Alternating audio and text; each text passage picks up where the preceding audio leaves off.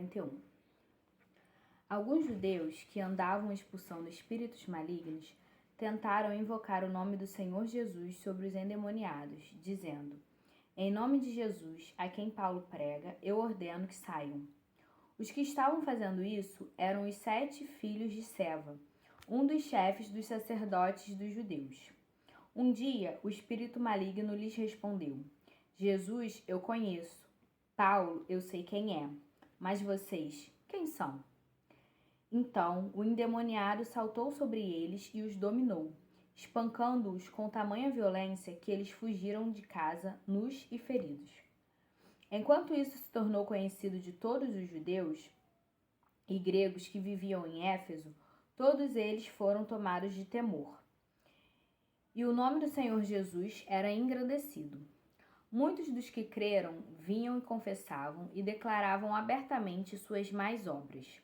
Grande número dos que tinham praticado o ocultismo reuniram seus livros e os queimaram publicamente.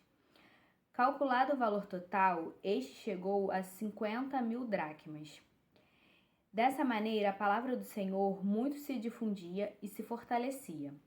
Depois dessas coisas, Paulo decidiu no espírito ir a Jerusalém, passando pela Macedônia e pela Caia. Ele dizia: depois de haver estado ali, é necessário também que eu vá visitar Roma. Então, enviou à Macedônia 2 dos seus discípulos, Timóteo e Erasto, que permaneceu mais um pouco na província da Ásia. Naquele tempo, houve um grande tumulto por causa do caminho. Um ourives chamado Demétrio, que fazia miniaturas de prata do templo de Ártemis, e que dava muito lucro aos artífices, reuniu-os com os seus trabalhadores dessa profissão e disse: Senhores, vocês sabem que temos uma boa fonte de lucro nesta atividade, e estão vendo e ouvindo como este indivíduo, Paulo, está convencendo e desviando grande número de pessoas aqui em Éfeso e em quase toda a província da Ásia.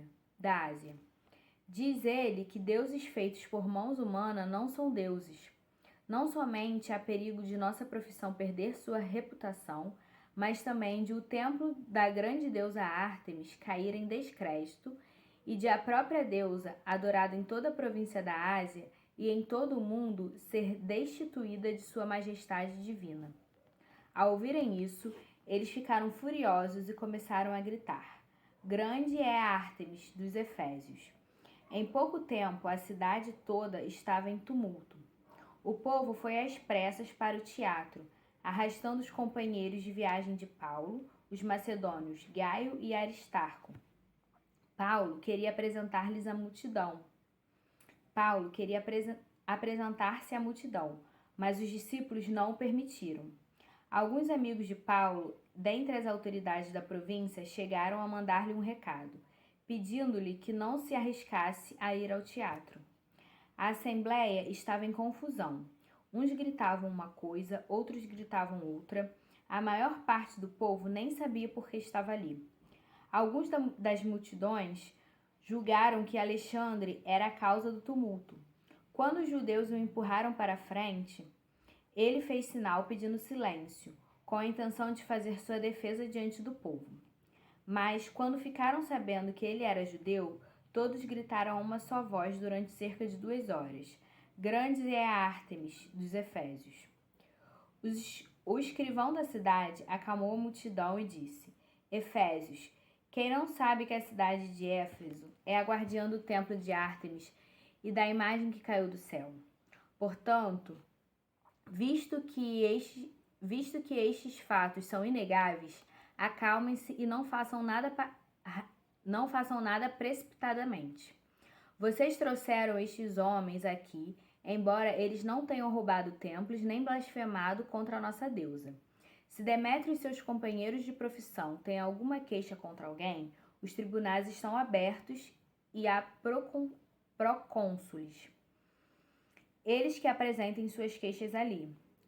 Se há mais alguma coisa que vocês desejam apresentar, isso será dedicado em assembleia conforme a lei. De maneira como está, corremos o perigo de sermos acusados de derrubar a ordem pública por causa dos acontecimentos de hoje. Nesse caso, não seríamos capazes de justificar este tumulto, visto que não há razão para tal. E, tendo dito isto, encerrou a assembleia.